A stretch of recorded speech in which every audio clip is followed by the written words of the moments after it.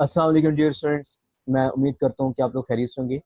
हमने जो recently topic discuss किया एडवांस मैनेजमेंट अकाउंटिंग के अंदर, वो था प्रोसेस कॉस्टिंग का। आज का जो हम नया टॉपिक शुरू करने जा रहे हैं वो है joint products and by products. It is in fact in the continuation of process costing. हम सब जानते हैं कि जब हम किसी भी प्रोसेस में रॉ मटेरियल्स को और डायरेक्ट लेबर को और फैक्ट्री ओवरहेड्स को डालते हैं टू प्रोड्यूस यूनिट्स, तो उसमें हमारे पास किसी भी प्रोसेस के अंदर जब हम ये सारी चीज़ें जो है इनकर करते हैं, रॉ मटेरियल्स, डायरेक्ट लेबर और फैक्ट्री ओवरहेड्स, तो हमारे पास जो है जो कुछ रेडी प्रोडक्ट्स आती हैं। और जब हमारे पास रेडी प्रोडक्ट्स आती हैं तो जो उसमें से हमारे पास टू काइंड ऑफ प्रोडक्ट्स जो होती हैं हमारे पास, वो रेडी होती हैं। एक हमारी होती है जॉइंट प्रोडक्ट्स, एक हमारे पास होती है बाय प्रोडक्ट्स। अब जॉइंट प्रोडक्ट्स जो होती हैं वो क्या होती हैं? टू और more products arising from the same process. The point of distinction between the joint product and byproduct is joint products जो होती हैं वो significantly highly saleable value होती है उनकी, जबकि बाय प्रोडक्ट्स जो होती हैं उनकी जो relatively low sale value होती है उनकी। जो जॉइंट प्रोडक्ट्स होती हैं उनके ऊपर मे और मे नॉट बी, उनके ऊपर हम फर्दर प्रोसेसिंग कॉस्ट जो है वो इनकर करते हैं। और क्यों करते हैं? बिकॉज इन द बिगनिंग जो जॉइंट प्रोडक्ट्स होती हैं वो they are indistinguishable from each other at the point of separation. To make them distinguishable and separate from the each other, उनके ऊपर हम फर्दर प्रोसेसिंग कॉस्ट को इनकर करते हैं, जिसके बाद वो रेडी प्रोडक्ट्स की सूरत इख्तियार कर जाती हैं।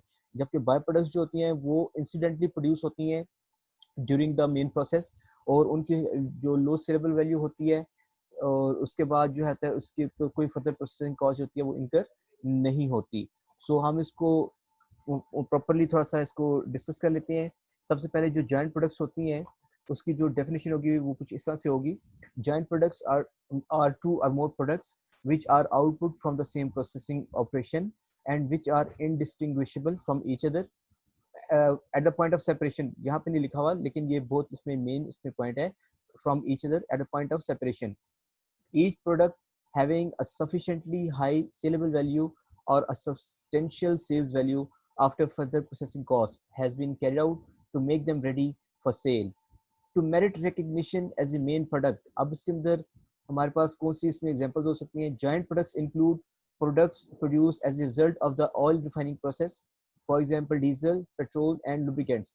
जब भी आपकी कोई जॉइंट प्रोडक्ट्स प्रोड्यूस होगी, फॉर एग्जांपल अगर हम ऑयल रिफाइनिंग के प्रोसेस को ही ले लेते हैं, जिसमें हमारे पास जो हम क्रूड ऑयल को प्रोसेस में डालते हैं वो रॉ मटेरियल्स होते हैं, तो हमारे पास क्या चीज़ आउटपुट आएगी? हमारे पास पेट्रोल आएगा, हमारे पास डीजल आएगा, हमारे पास गैस आएगी या गैसोलीन आएगी, हमारे पास लुब्रिकेंट्स आएंगे, हमारे पास केरोसिन ऑयल आएगा। तमाम तमाम मेन प्रोडक्ट्स हैं। जबकि इसी ऑयल रिफाइनिंग प्रोसेस के अंदर अगर हम इसकी बाय प्रोडक्ट्स को डिस्कस करें तो इसमें हमारे पास एक चीज़ आ जाएगी, एसफॉल्ट। एसफॉल्ट क्या होती है? It is kind of material which makes the cement water proof. ठीक है, और ये कंस्ट्रक्शन इंडस्ट्री में इस्तेमाल होता है। इसमें अगेन इसकी एक बाय प्रोडक्ट की एग्जांपल जो हो सकती है वो हो सकती है paraffin. Paraffin is a kind of material which is known as coal oil. Coal oil आप इसको कह सकते हैं या इसको मिट्टी का तेल भी आप कह सकते हैं। सही है। So petrol and diesel have similar sales value and therefore equally important as joint products. So when we talk about the bioproducts, a bioproduct is a product which is similarly produced at the same time and from the same common process as the main product or joint products. Bioproducts are output of some value produced incidentally in manufacturing something else. Main products देखिए जी, bio products होती हैं वो कभी भी plan नहीं होती, वो incidentally produce होती हैं। अब बायो प्रोडक्ट्स की अगर हम एग्जांपल देखें तो इसमें मैं पहले आपको मेंशन कर चुका हूँ, ऑयल रिफाइनिंग प्रोसेस के अंदर ही आपके पास एसफॉल्ट होती है, आपके पास पैराफिन होती है। ऑन द अदर हैंड इसमें मजीद अगर हम एग्जांपल्स को देखें तो bio products such as sawdust and small offcuts are secondary products from the timber industry. Timber industry की बात करें तो हमारे पास उसमें सॉडस्ट होता है, जो उनका बचा खुचा मटेरियल होता है जब वो उसको ग्रैब करते हैं। और स्मॉल ऑफकट्स होते हैं, लकड़ी के छोटे छोटे पीस होते हैं। और ये घरों में अगर आपने देखा हो, ऑफिस में देखा हो, अपने कॉलेज कैंपस यूनिवर्सिटी के अंदर देखा हो, तो जो हमारे कर्टन्स लगे होते हैं उनके जो दाएं बाएं जो छोटे लकड़ी के पीस होते हैं उनको कहते हैं ऑफकट्स। So basically these offcuts are secondary product from the timber industry where timber is the main or principal product from the process. Sawdust and small offcuts have a relatively low sales value as compared to the timber which is produced and are therefore classified as byproduct. अगर हम इसको flow chart की सूरत में देखें तो हम देख सकते हैं कि जब भी हम किसी प्रोसेस के अंदर रॉ मटेरियल्स को, डायरेक्ट लेबर को, फैक्ट्री ओवरहेड्स को अप्लाई करेंगे, तो हमारे पास जो दो किस्म की आउटपुट आएगी। एक आपकी जॉइंट प्रोडक्ट होगी जो कि कंसिडरेबल सिग्निफिकेंस की अहमियत हामिल होगी, और दूसरी तरफ जो होगी बाय प्रोडक्ट होगी इज इंसिडेंटल प्रोड्यूस। इंसिडेंटल का मतलब ये होता है कि these things are not planned. Examples हम ऑलरेडी डिस्कस कर चुके हैं। इसी के फ्लो चार्ट की एक कंटिन्यूशन में आप ये भी देख सकते हैं कि हमारे पास जॉइंट प्रोडक्ट ए प्रोड्यूस हो रही है, हमारे पास जॉइंट प्रोडक्ट बी प्रोड्यूस हो रही है, और हमारे पास जॉइंट प्रोडक्ट सी प्रोड्यूस हो रही है। जबकि बाय प्रोडक्ट जो है टू काइंड ऑफ इसमें प्रोड्यूस हो रही है, लेकिन उसमें क्या है, नो फर्दर प्रोसेसिंग कॉस्ट, क्योंकि इसकी कोई फर्दर प्रोसेसिंग कॉस्ट जो होती है वो नहीं होती। ये इंसिडेंटली प्रोड्यूस होती है, और इससे जो भी हमारे पास आउटकम होगी, जो भी रेवेन्यू आएगा, वो हमारे लिए क्या होगा, वो बोनस होगा, वो एक एक्स्ट्रा सेविंग होगी आपकी। उससे आप अपनी ऑपरेटिंग कॉस्ट को रिड्यूस कर सकते हैं। कैसे कर सकते हैं, ये अभी हम इसका डिस्कस करेंगे जो हमारे अकाउंटिंग ट्रीटमेंट होंगे।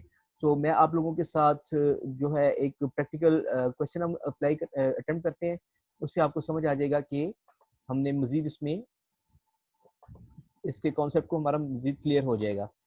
जी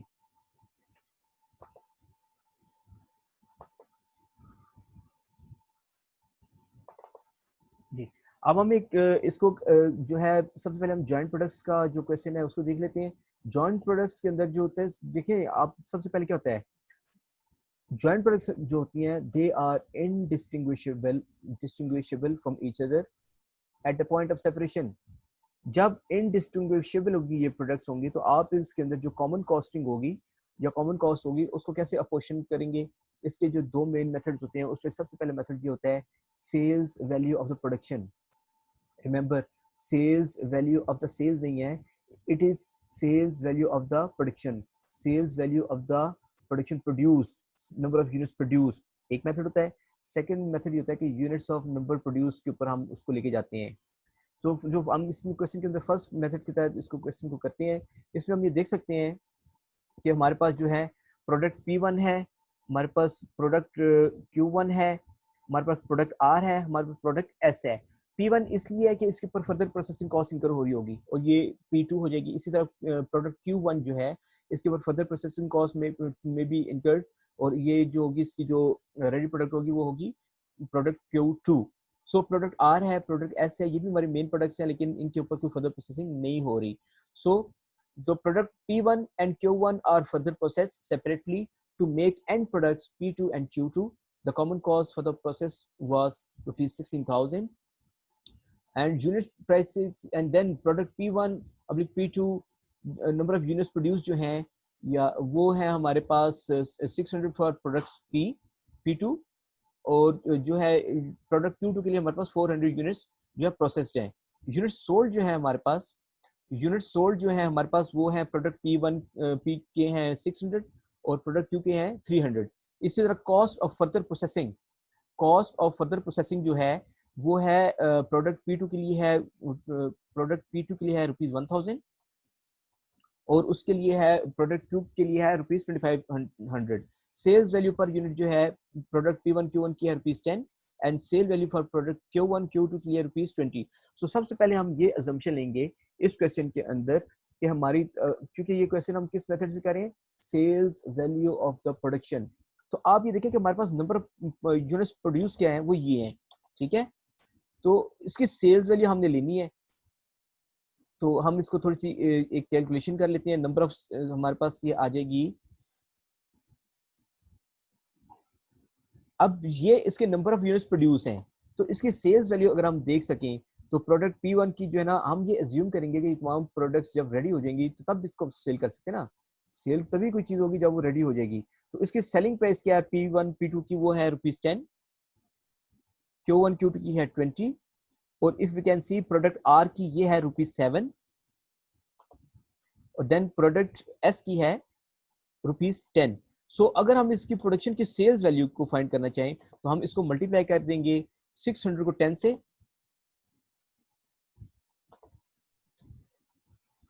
400 यूनिट्स को हम करेंगे इसकी सेलिंग प्राइस 20 से, 500 यूनिट्स को हम करेंगे इसकी सेलिंग प्राइस 7 से, और इसी तरह 600 यूनिट्स को हम मल्टीप्लाई करेंगे इसकी सेलिंग प्राइस 10 से। सो अगर हम इसकी सेल्स वैल्यू को सबको फाइंड करें तो ये हमारे पास जो आ जाएगी,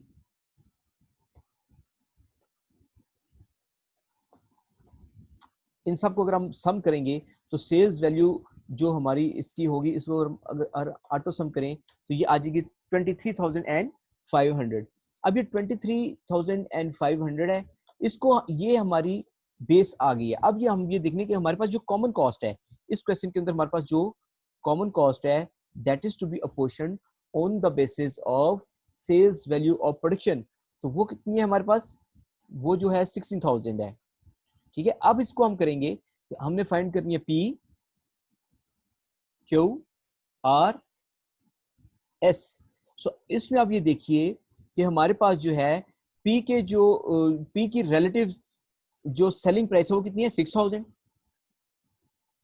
हियर इट इज।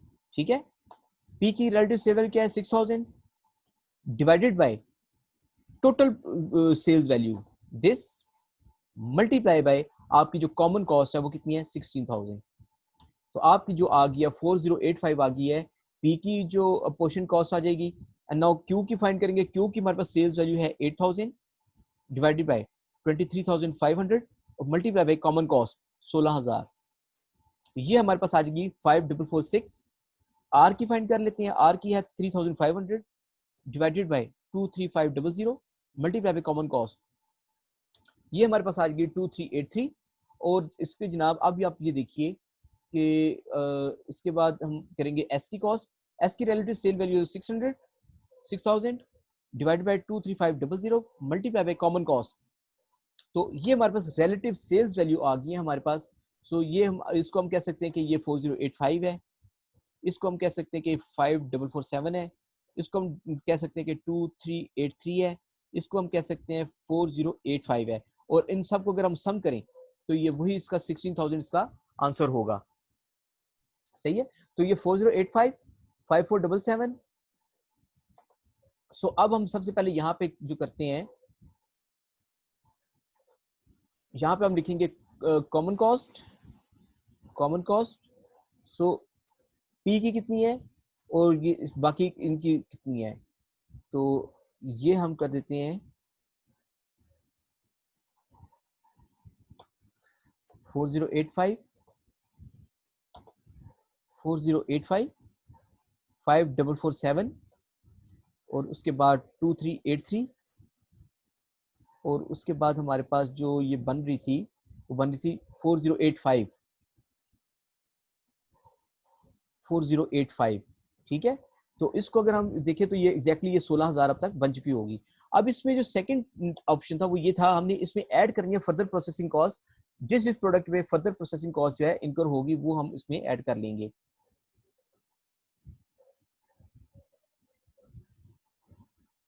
उसमें हमारे पास P1 में ऐड होना था 1500, उसमें हमारे पास ऐड होना था Q में 2500। ये देखिए ये गिवन है, ये फर्दर प्रोसेसिंग कॉस्ट गिवन है, ये हमने यहां से ली है। ठीक है, इसमें जीरो था, इसमें जीरो था। सो अब ये जो हुआ, अब ये जो कॉस्टिंग आ गई है ये हमारे पास आ गई है टोटल कॉस्ट, जिसमें आपकी common cost plus further processing cost है। Total cost total factory cost आ गई इसकी। ठीक है, ये क्या है, इन दोनों का सम है। इसको अगर आप चेक करना चाहें तो ये हम कर सकते हैं दिस, ये 5085, और अगर यही फार्मूला हम ड्रैग करें तो ये देखें 7947 2383 4085। अब हुआ ये कि ये हमारी आगे टोटल कॉस्टिंग आ गई है। अब हम ये देख सकते हैं कि जितने हमने नंबर ऑफ यूनिट्स प्रोड्यूस किए हैं वो सारे के सारे तो सेल आउट नहीं हो रहे, उसमें से कुछ ना कुछ सेल आउट। फॉर एग्जांपल अगर हम प्रोडक्ट आर की बात करें तो हम ये देख सकते हैं कि इसने प्रोडक्ट आर के 500 यूनिट्स प्रोड्यूस हुए, लेकिन सेल कितने हुए 400, इसका मतलब क्लोजिंग स्टॉक कितना है 100 यूनिट। इसी तरह प्रोडक्ट एस के 600 यूनिट्स थे, उसमें से सेल कितने हुए 450, इसका मतलब अनसोल्ड स्टॉक कितना है 150 यूनिट्स। लेकिन P Q P1 P2 Q1 Q2 के कितने, प्रोडक्ट P1 के 600 यूनिट्स हैं और सारे के सारे सेल आउट हो गए, इसमें कोई क्लोजिंग स्टॉक नहीं है। सो इसका मतलब है कि यहाँ पे जो है हमने क्लोजिंग स्टॉक अब यहाँ से हमने माइनस करना है। क्लोजिंग स्टॉक क्या होता है, वो ऑपरेटिंग कॉस्ट में से माइनस होता है ना क्लोजिंग स्टॉक। सो इसमें तो क्लोजिंग स्टॉक जीरो है। सही है,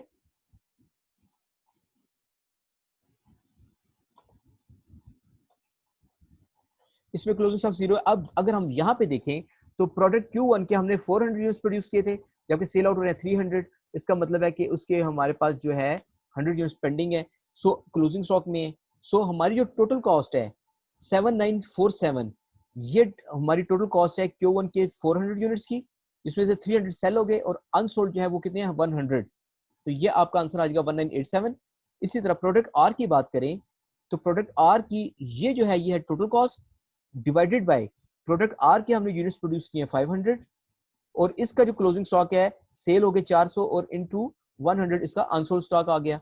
इसी तरह प्रोडक्ट एस की जो कॉस्ट है 4085, ये है 600 यूनिट्स की डिवाइड बाय 600 यूनिट्स और मल्टीप्लाई करेंगे अनसोल्ड, इसके 450 सेल हुए तो 150 इसके अनसोल्ड है, तो ये इसका आ गया आपका अनसोल्ड स्टॉक आ गया। और याद रखें जब भी आपका क्लोजिंग स्टॉक इसमें से जो है माइनस हो जाएगा इसमें से, तो अब आपके पास ये जो आंसर आया है, ये जो आंसर आया है ये माइनस करेंगे इसमें से, ये टोटल कॉस्ट में से आपने क्लोजिंग स्टॉक को जब माइनस किया, इसमें से ये चीज माइनस की, तो हमारे पास जो आ गया वो ये जो चीज आई है ये हमारे पास आई है कॉस्ट ऑफ सेल्स।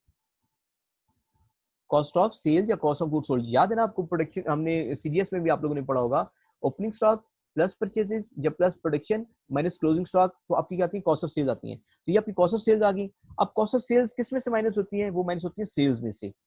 तो अब हम लेंगे एक्चुअल सेल्स, पहले हमने ली थी सेल्स वैल्यू ऑफ प्रोडक्शन, अब हम लेंगे sales value of number of units sold. So आप ये देखें कि पी के नंबर ऑफ यूनिट्स हमने कितने सेल किए, पी के नंबर ऑफ यूनिट्स हमने 600 यूनिट्स प्रोड्यूस किए थे और 600 के 600 जो है वो सेल आउट हो गए हैं, और इसके बीच में इसकी जो सेलिंग प्राइस है वो कितनी है 10 है। हियर वी कैन सी 10 जो यूनिट प्राइस है और 600 यूनिट से और 600 के 600 क्या हो गए सेल आउट हो गए। तो अब हम इसमें ये देखेंगे कि जो सेल्स हैं 600 यूनिट्स इनटू सेलिंग प्राइस 10, तो ये आपके पास आ गई 600 इसकी सेलिंग आ गई। उसके बाद क्योंकि आपने यूनिट्स प्रोड्यूस किए थे 400 लेकिन आपने सेल कितने किए 300 और इसकी सेलिंग प्राइस है 20, तो 300 यूनिट्स इनटू ₹20, ये इसकी सेलिंग प्राइस आ गई। इसी तरह आर की जो नंबर ऑफ यूनिट्स आपने सेल किए हैं वो है आपने प्रोड्यूस किए थे 500 और आपने सेल किए 400, 400 इनटू इसकी जो सेलिंग प्राइस है वो कितनी 7, तो वो आपके पास 2800 आ गई।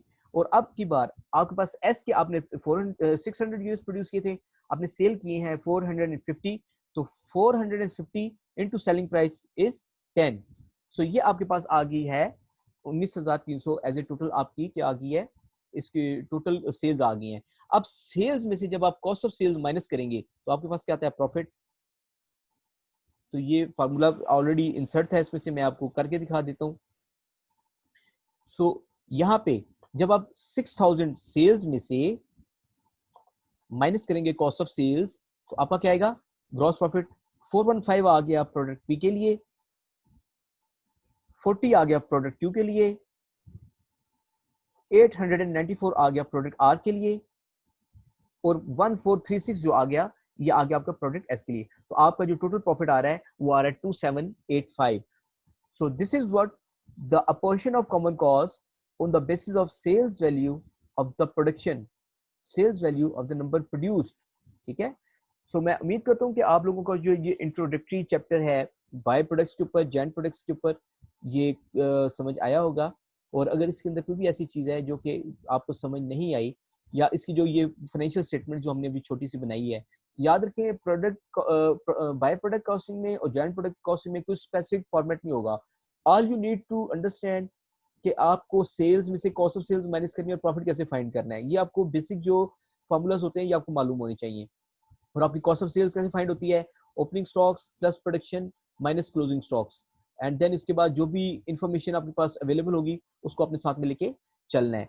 सो अभी हमने जो डिस्कस किया, हमने बाय प्रोडक्ट्स को डिस्कस किया है, जॉइंट प्रोडक्ट्स को डिस्कस किया, उसकी जो अकाउंटिंग ट्रीटमेंट हमने स्टार्ट किया था, अकाउंटिंग ट्रीटमेंट हमने डिस्कस किया इसका जॉइंट प्रोडक्ट्स का। और उसमें पहला मेथड हमने डिस्कस किया है sales value of the production. इसमें हमने देखा कि सेल्स अपोर्शन कॉस्ट अपोर्शनमेंट कैसे होती है कॉमन कॉस्ट की, और अगर कोई डायरेक्ट कॉस्ट है, डायरेक्ट कॉस्ट जो है वो भी देखने के 1500 हमने 1000 हमने इंकर की थी प्रोडक्ट P2 के ऊपर, और 2500 जो हमने इंकर की थी वो थी प्रोडक्ट Q1 Q2 के ऊपर। सो मैं उम्मीद करता हूँ कि आप लोगों को ये जो कॉन्सेप्ट है जॉइंट कॉस्टिंग का, प्रोसेस कॉस्टिंग का, और उसका जो कॉस्टिंग का जो प्रैक्टिस मटीरियल, कैसे आपने इसको कॉस्टिंग को एक्सरसाइज करना है फाइनेंशियल स्टेटमेंट के अंदर, ये आपको समझ आया होगा। कोई ऐसी चीज जो कि आपके अंडरस्टैंडिंग के मुताबिक नहीं है, या जो आप समझते हैं कि जिसके अंदर मुझे मजीद क्लैरिफाई करना चाहिए, जिसके अंदर मुझे इसको मजीद एलोबरेट करना चाहिए, please raise your question, please note down your question. और कहीं से भी पढ़ें जॉइंट प्रोडक्ट्स को, बाय प्रोडक्ट्स को, इसके क्वेश्चन को एक्सरसाइज करें। कहीं से भी अगर आपको कोई चीज़ समझ नहीं आती है, that is not according to your understanding, please please please note down your question and मुझसे पूछें, टेक्स्ट कीजिए, पूछें, कहीं से भी किसी भी तरीके से पूछें। आप मुझे मैसेज कर सकते हैं, टेक्स्ट कर सकते हैं, टीम्स के ऊपर भी आप मुझसे क्वेश्चन कर सकते हैं। और इफ एल्सवाइज हमारा क्वेश्चन आंसर सेशन तो है ही। इंशाल्लाह I will try my best कि मैं आपकी क्यूरीज को, आपके इश्यूज को क्वेश्चन आंसर सेशन के अंदर रिजॉल्व कर सकूं। Thank you very much. अपना बहुत ज़्यादा ख्याल रखिएगा। अल्लाह